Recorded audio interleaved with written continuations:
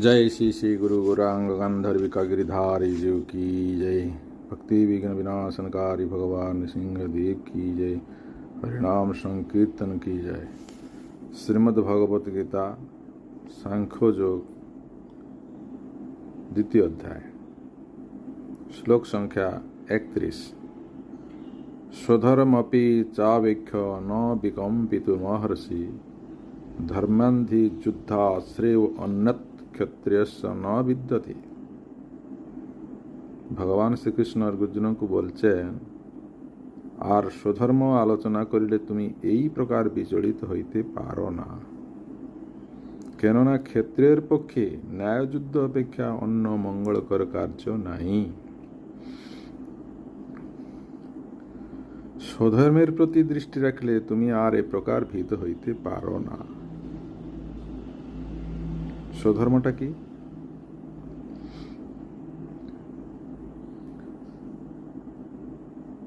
ভালো করে আমাদের জানতে হবে। ধর্ম যুদ্ধ ব্যতীত ক্ষত্রিয়ের পক্ষে শ্রেয়স্কর কর্ম আর নেই। স্বধর্ম দু প্রকার, মুক্ত আর বদ্ধ। মুক্ত অবস্থায় জীবের স্বধর্ম হচ্ছে উপাধি রহিত। জীব জড়বদ্ধ হইলে সেই স্বধর্ম কিয়ৎ পরিমাণে উপাধি যুক্ত হয়। আমাদের সকলের উপাধি আছে, আমাদের নামের সঙ্গে কত উপাধি লেগে আছে।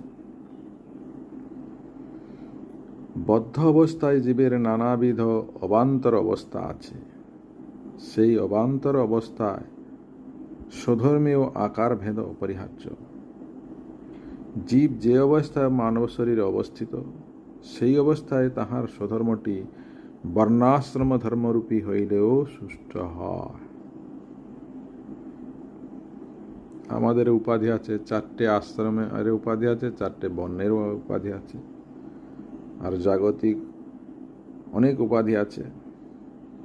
অতএব বর্ণাশ্রমে ধর্মেরই অন্য নাম হচ্ছে স্বধর্ম।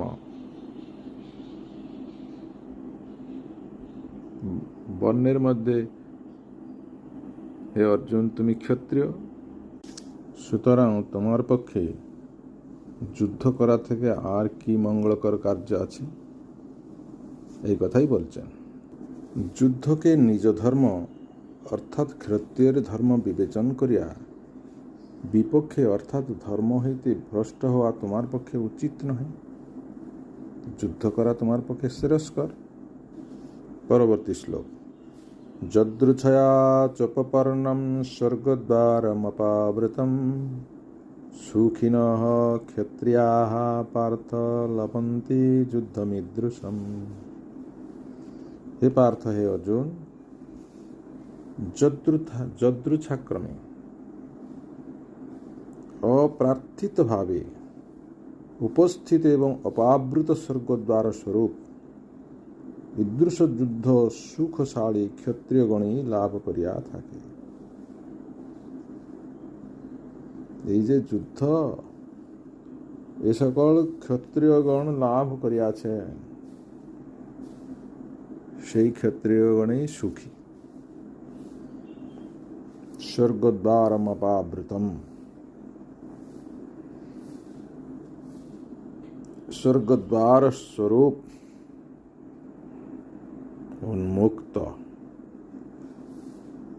সুতরাং যুদ্ধই হচ্ছে বিশেষ কাজ। স্বর্গের সাধন হচ্ছে কি না অপ্রতিরুদ্ধ। সুতরাং যুদ্ধ করা প্রয়োজন। পরবর্তী শ্লোক। অথ চেত্তমিমং ধর্ম্যং সংগ্রামং ন করিষ্যসি ততঃ স্বধর্মং কীর্তিং চ হিত্বা পাপমবাপ্স্যসি। পক্ষান্তরে যদি তুমি এই ধর্মানুমোদিত যুদ্ধ না করো, তাহা হইলে স্বধর্ম এবং কীর্তি ত্যাগ করিয়া পাপ লাভ করিবে। ভালো করে তুমি বুঝো, হে অর্জুন,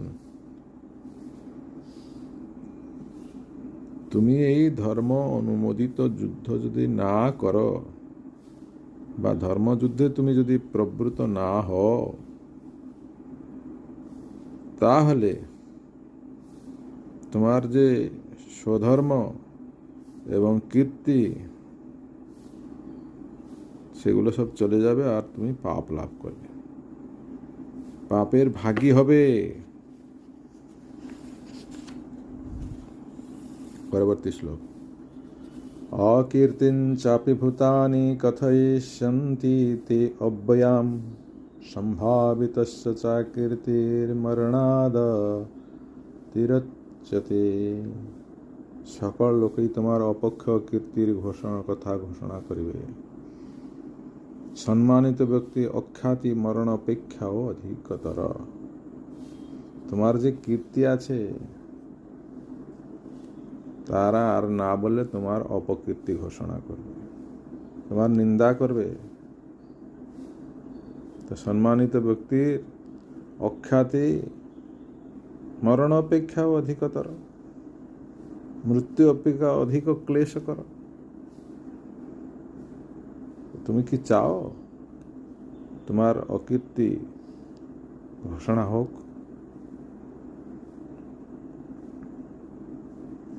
এই কথাই এখানে বলছে। 35 নম্বর শ্লোক। ভয়াদরণাদুপরতম মস্যন্তি তং মহারথাঃ যশঞ্চ ত্বং বহুমতো ভূত্বা যশসি লাঘবম। প্রথম অধ্যায়ে আমরা কিন্তু মহারথ কথা আমরা জানি। এখানে ভগবান বলছেন দুর্যোধন আদি মহারথগণ তোমাকে ভয়প্রযুক্ত যুদ্ধ হইতে বিরত বলিয়া মনে করিবে। তুমি একটা কাপুরুষ। মহারথ দুর্যোধন এসব ভাববে। যাহাদের নিকট তুমি এতকাল বহুমানিত, তাহারাই তোমাকে লঘু জ্ঞান করবে। লাঘবম। মহারথ দুর্যোধন আদি তোমাকে লঘু জ্ঞান করবে, ছোট মনে করবে।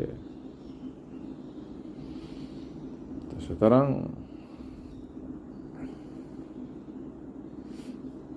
হে অর্জুন, তুমি ভয়প্রযুক্ত যুদ্ধে পরান্মুখ হইয়াছ। ক্ষত্রিয়গণের ভয় বিনা যুদ্ধ হইতে নিবৃত্তি হেতু বন্ধু স্নেহাদির জন্য যুক্ত নহে। তুমি ক্ষত্রিয়, যুদ্ধ করা তোমার কাজ, অন্যের প্রতি তোমার স্নেহ পরিত্যাগ করতে হয়। 36 নম্বর শ্লোক। অবাচ্য বাদাংশ্চ বহূন বদিষ্যন্তি তবাহিতাঃ নিন্দন্তস্তব সামর্থ্যম ততু দুঃখতরম নো কিম। তোমার তবাহিতাঃ, হে অর্জুন, তোমার অরিগণ, তোমার অহিতাঃ, অরিগণ মানে শত্রুগণ তোমার সামর্থ্যের নিন্দা করতঃ অকথ্য অনেক কথা বলবে, যা তুমি শুনতে পারবে না। অকথ্য অনেক কথা বলবে, একটুখানি নয়। তুমি যদি এরকম করো তাহলে তোমার শত্রুরা তোমার নিন্দা এমন নিন্দা করবে যে তুমি আর সেখানে দাঁড়াতে পারবে না। ওহে, তাহা অপেক্ষা অধিকতর দুঃখের বিষয় আর কি হইতে পারে? তত দুঃখতরম নু কিম। দুঃখের বিষয় আর কি হইতে পারে? 37 নম্বর শ্লোক। হতো বা প্রাপ্স্যসি স্বর্গম জিত্বা বা ক্ষুভসি মহিন তস্মাদুতিষ্ঠ কৌন্তেয় যুদ্ধায় কৃতনিশ্চয়ঃ। হে কুন্তি নন্দন পার্থ, তুমি যুদ্ধে হত হইলে, তোমার যদি যুদ্ধক্ষেত্রে মৃত্যু হয়, স্বর্গ লাভ করিবে, কিংবা জয়ী হইলে পৃথিবী ভোগ করিবে। অতএব সংকল্পবদ্ধ হইয়া যুদ্ধের নিমিত্ত উত্থিত হও। ভগবান অর্জুনকে শক্তি প্রদান করছেন। তুমি সংকল্পবদ্ধ হও, যুদ্ধে তোমার যদি মৃত্যু হবে তাহলে স্বর্গ লাভ করবে, আর তোমার যদি যুদ্ধক্ষেত্রে জয়ী হয় তাহলে তুমি পৃথিবী ভোগ করবে। সংকল্পবদ্ধ করো, কৃতনিশ্চয় হইয়া তুমি যুদ্ধ করবার জন্য উত্থান করো। ভীরু কাপুরুষের মতো তুমি থাকো না, ওঠো। তাই যুদ্ধে আমার জয় হইবে ইহা নিশ্চয় নহে, অতএব যুদ্ধে কি নিমিত্ত প্রবৃত্ত হইব? তাই বলছেন হত। যদি হত হয় তাহলে স্বর্গ লাভ হবে। এইরকম ভাবে যুদ্ধে কৃতনিশ্চয় করতে বলছেন। 38 শ্লোক। সুখ দুঃখে সमे কৃত্বা লাভালাভৌ জয়াজয়ৌ ততো যুদ্ধায় যুজ্যস্য নৈবং পাপমবাপ্স্যসি। সুখ দুঃখ লাভালাভ এবং জয় ও পরাজয়কে সমান জ্ঞান করিয়া যুদ্ধার্থ উদ্যোগী হও, তাহলে পাপ হইবে না। এবার বলছি শোনো, কি করলে তোমার পাপ হবে না। না সুখ দুঃখে সময় কৃত্বা, সময় কৃত্বা সমান জ্ঞান করিয়া। সুখ আর দুঃখে সমান জ্ঞান করবে কে? সাধারণ লোক করতে পারবে? সুখ সময় অর্থাৎ লাভে বা জয়ে রাগ না করিয়া, দুঃখ সময়ে অলাভে বা পরাজয়ে দ্বেষ না করিয়া সেখানে নির্বিকার চিত হইয়া যুদ্ধের জন্য চেষ্টা কর। কোনো বিকার হলে হবে না, নির্বিকার চিত হতে হবে। কেবলমাত্র স্বধর্ম বুদ্ধির দ্বারা যুদ্ধ করিবার জন্য উদ্যোগী হও।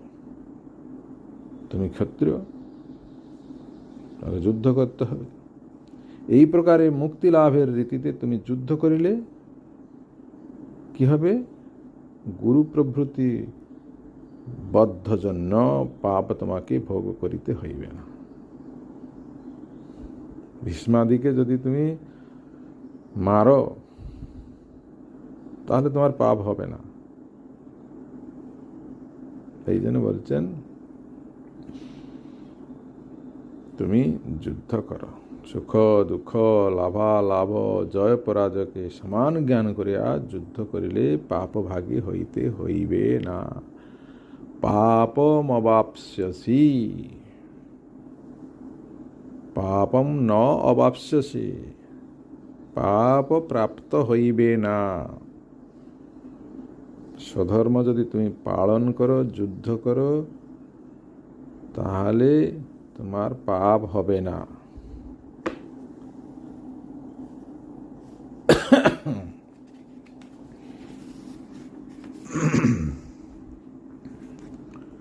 এই পর্যন্ত আজকে থাকলো।